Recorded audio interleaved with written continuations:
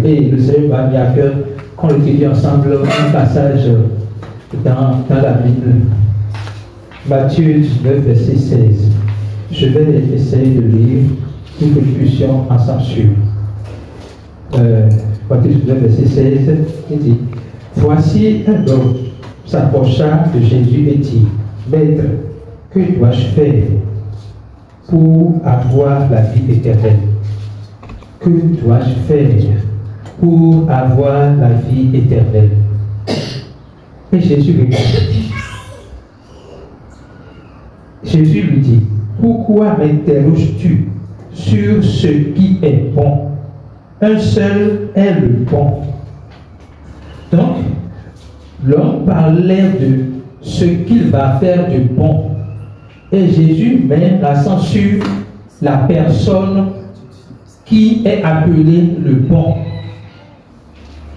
Donc Jésus lui dit, il ne s'agit pas de ce que tu vas faire de bon, mais il s'agit de la personne qu'on appelle le bon. Donc la question du rebelle, que dois-je faire de bon? Quelle bonne œuvre je dois faire pour avoir la vie éternelle? Parce que je suis en train de vouloir déconstruire dans sa mentalité qu'il n'y a pas quelque chose qu'on peut faire pour avoir la vie éternelle. Il n'y a pas une bonne œuvre qui peut nous qualifier pour la vie éternelle. Mais il y a la personne qu'on appelle le bon, qui est la voie par laquelle nous pouvons accéder à la vie éternelle. Alléluia. Amen. Maintenant, il dit, verset suivant, il dit, si tu veux entrer dans la vie, observe les commandements. Il dit, si tu veux entrer dans la vie, observe les commandements. Notez bien quelque chose. Jésus était dans une période intertestamentaire, dans une période de transition entre l'ancienne alliance et la nouvelle alliance. Ok? Il était dans une transition entre l'ancienne alliance et la nouvelle alliance. Et à ce moment-là, il était sous la loi pour révéler la grâce. Alors la réponse là qu'il donne, ce n'est pas une réponse pour attester qu'il y a les œuvres qui peuvent qualifier pour la vie éternelle, pour le salut. Non. C'est pour amener l'homme doucement à voir lui-même que par les bonnes œuvres, il ne peut pas accéder au salut. Et voici, la monsieur dit, lesquels? Jésus répondit, tu ne tueras point, tu ne commettras point d'adultère, tu ne déroberas point, tu ne diras point de faux témoignages.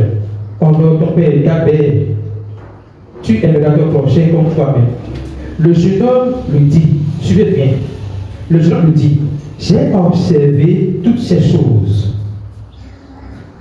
Normalement, il ajoute, que me manque-t-il encore?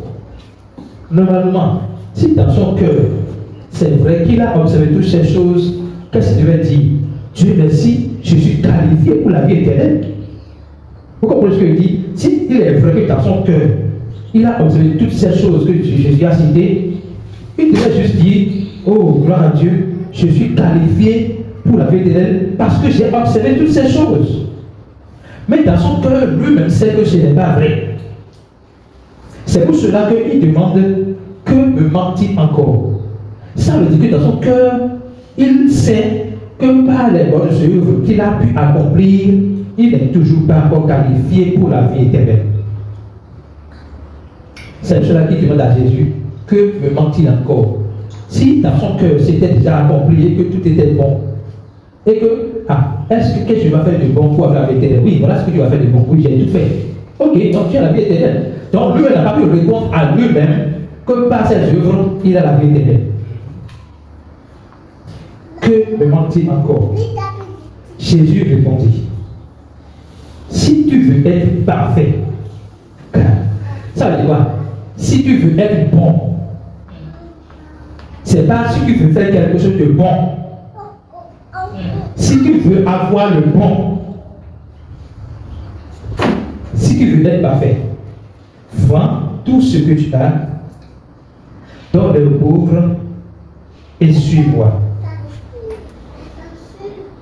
Si tu veux être parfait, vends tout ce que tu possèdes, donne aux pauvres et tu auras un trésor dans le ciel. Autrement dit, c'est maintenant que tu vas commencer par suivre le bon pour entrer dans le bon. Et le jeune homme était attristé. Après avoir dans ces paroles, le jeune homme s'est tout triste, ça allait tout triste, car il avait de grands biens. Ça veut dire quoi? Jésus dit, le premier commandement c'est quoi? Tu adoreras le Seigneur ton Dieu et tu l'aimeras plus que tout, de tout ton cœur, de toute ta force, de toute ta force. Mais on dit, débrouille-toi. Tout ce que tu as, donne. Et il devient triste. Ça veut dire que quelque part, son Dieu n'était pas Dieu. Son Dieu était ses biens. Donc il a même failli déjà au premier commandement. Ce n'est pas qu'on l'informait, il le savait. Et il est parti tout triste. Quel est le message ici? Jésus dit à ses disciples, écoutez maintenant ce que Jésus dit à ses disciples. Je vous le dis en vérité. Un riche entrera difficilement dans le royaume des cieux. Je vous le dis encore. Il est plus difficile à un chameau de passer par le trou d'une aiguille qu'à un riche d'entrer dans le royaume des cieux. Le riche ici, ce n'est pas celui qui a des grands biens comme le jeune homme. C'est celui qui met sa foi en lui-même. Vous comprenez ce que je dis? Le riche, ce n'est pas celui qui a de grands biens comme le jeune homme, mais c'est celui qui met sa foi en lui-même ou en ce qu'il possède. Le fait de mettre sa foi en soi-même ou en ce qu'on possède nous empêche de reconnaître que Dieu est le régulateur de la foi de tout. Donc Jésus ne disait pas que les milliardaires ne peuvent pas entrer au ciel. Non. Si tu es milliardaire et que tu n'as pas la foi dans ta richesse, et que dans ce que tu entends l'évangile, tu reçois l'évangile avec joie, tu accèdes à la vie éternelle.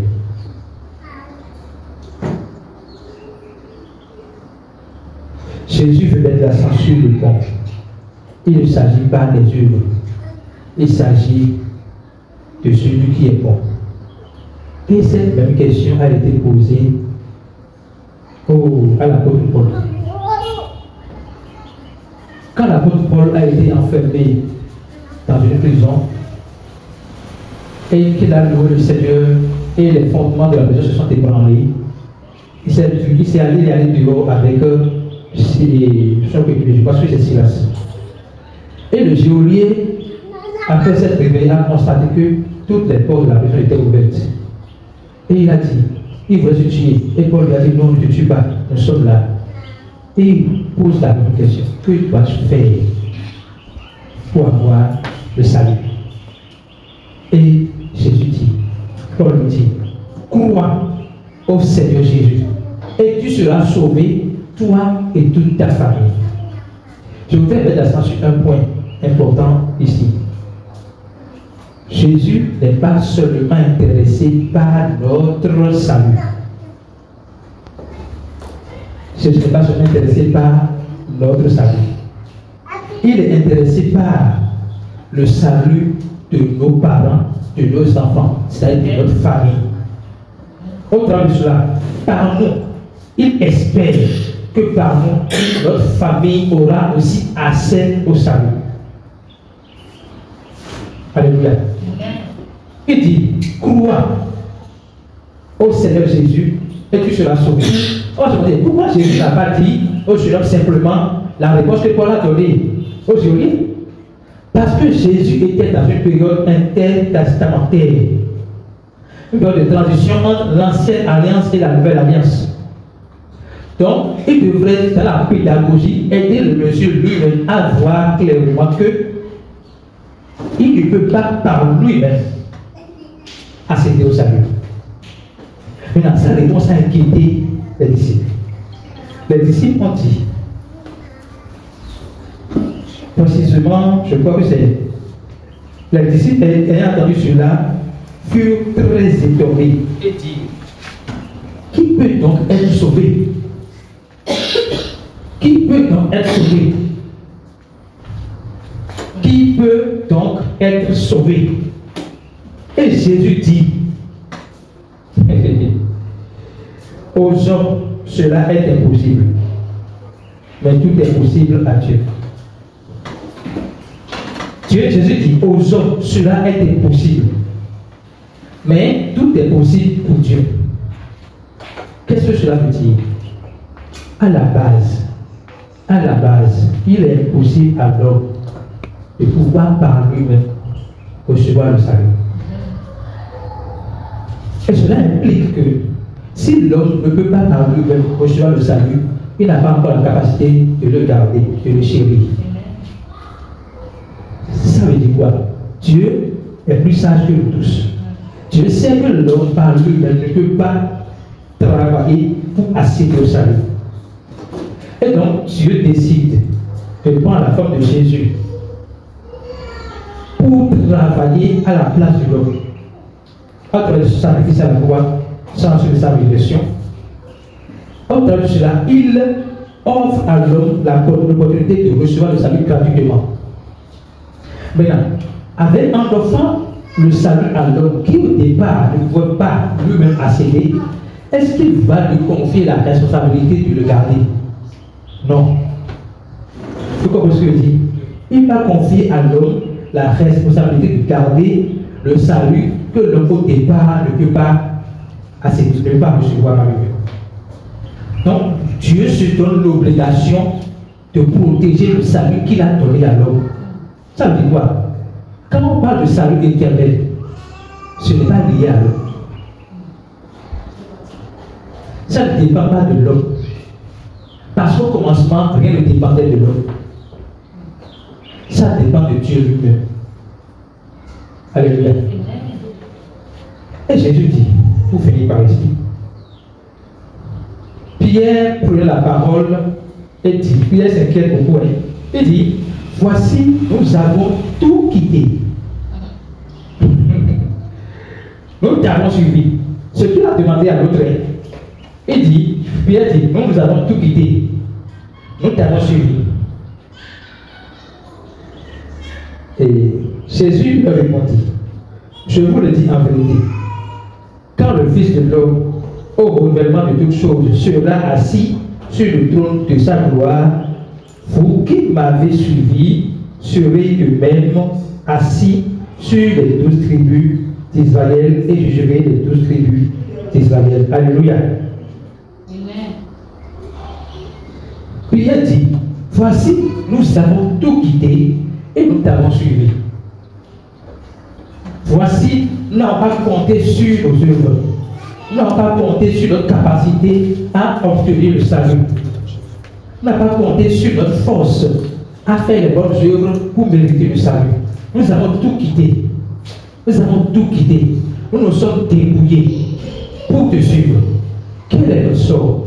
Jésus lui donne une réponse qu'il donne aujourd'hui à tous ceux qui vont résoudre dans leur cœur de se débrouiller, de ne pas compter sur leur force, de ne pas compter sur leur capacité à faire les bonnes œuvres, de ne pas compter sur leur sur leur ego, mais de compter sur la grâce de Dieu.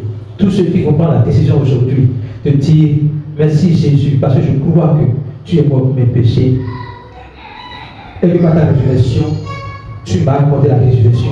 Ceux qui vont croire en cela seront sauvés et ils seront assis à la droite du Père. Jésus a dit seront ici, mais ce n'est pas seront. Jésus a dit seront ici. Comme je le disais toujours, il était dans une période où il ne peut pas dire les choses comme l'apôtre Paul qui l'a révélé à la version de lui après sa résurrection. Donc, il a dit seront, mais en réalité c'est maintenant. Pour voir ça, on va lire Éphésiens 2, verset 6. Je ne sais pas ce que je vais pour ça. Éphésiens 2, verset 6, il dit que, si vous trouvez pour lire, Éphésiens 2, verset 6, Éphésiens 2, verset 6. Par notre union avec Jésus-Christ, oui. Dieu nous a ressuscités ensemble oui. Et nous a fait siéger ensemble dans le monde céleste. Vous allez voir que c'est le passé composé. Dieu nous a ressuscités ensemble avec lui et nous a fait asseoir ensemble dans les lieux célestes en Christ. Ça veut dire que Si vous croyez en Jésus-Christ, si vous croyez en sa mort pour vos péchés, si vous croyez en son enseignement de la résurrection, vous n'êtes pas en train d'aller au ciel, mais vous êtes déjà au ciel. Alléluia. Vous n'êtes pas en train de marcher pour aller au ciel. Le salut, ce n'est pas un processus progressif. C'est automatique. Vous croyez en Jésus, vous êtes sauvés maintenant et pour toujours. Alléluia. Alors, on va voir qu'il y a une différence entre le salut et la croissance spirituelle. Le salut et la croissance spirituelle. Le salut, c'est un don. C'est gratuit. C'est irrévocable. C'est éternel. Mais la croissance spirituelle n'est pas un don. C'est une décision que le croyant prend pour pouvoir grandir dans la connaissance de Christ. Lisons 1 Timothée 2, verset 3 et 4. Vous connaissez le verset qui dit: la volonté de Dieu, c'est que nous soyons tous sauvés et que nous parvenions tous à la connaissance de la vérité. Être sauvé, comme je viens de le dire, c'est gratuit, c'est un don. Ce n'est pas sur la base des mérites, c'est sur la base de la grâce de Dieu. Alléluia. Maintenant, parvenir à la connaissance de la vérité n'est pas un don. Ce n'est pas un don. C'est la volonté de Dieu, mais ce n'est pas un don. Vous comprenez? La volonté de Dieu est que nous parvenions tous à la vérité après qu'on soit sauvés. Maintenant, parvenir à la connaissance de la vérité, là, c'est ça qui impose à chaque croyant le devoir de décider de croire dans la volonté de Christ pour devenir disciple. Lisons 2 Pierre 1, verset 5. 2 Pierre 1, verset 5. Il y a un message important là, on va voir ça. 2 Pierre 1, verset 5. 2 Pierre 1, verset 5. Pour cette raison, faites tous vos efforts pour ajouter à votre foi la force de caractère, à la force de caractère, la connaissance. Alléluia. 2 Pierre 1, verset 5. Il dit: à cause de cela même, faites tous vos efforts pour joindre à votre foi la vertu et à la vertu la science. D'autres versions parlent de la connaissance. Donc, faites tous vos efforts. Nous avons une responsabilité. C'est faire tous nos efforts. Faire pression sur nous-mêmes. Pour croître dans la connaissance de Christ. Pour croître dans la connaissance de Jésus-Christ. Donc, Dieu nous dit: vous êtes sauvés, c'est bon. Mais vous devez croire en Christ. Maintenant, les gens confondent le salut et la croissance spirituelle. Si un croyant fait quelque chose de déshonorable, on se dit que non, il a perdu son salut. Alors qu'il est juste un croyant, bien sûr sauvé, mais qui ne parvient pas à la connaissance de la vérité, qui ne croit pas dans la vérité selon Jésus-Christ, qui ne décide pas de grandir dans ce que Dieu a pourvu pour qu'il puisse être à lui, à son tour, disciple pour aider d'autres personnes à grandir cette connaissance-là. Alléluia. Donc, il n'y a pas de confusion entre le salut qui est un don et la croissance spirituelle qui incombe à chaque croyant, pas à Dieu, mais à chaque croyant. Le croyant incombe à Dieu, mais la croissance spirituelle incombe à chaque croyant. Chaque croyant doit décider de grandir dans cette connaissance afin d'impacter le monde ici par la connaissance qu'il a reçue de Dieu. Alléluia. J'espère que ça suit. Oui.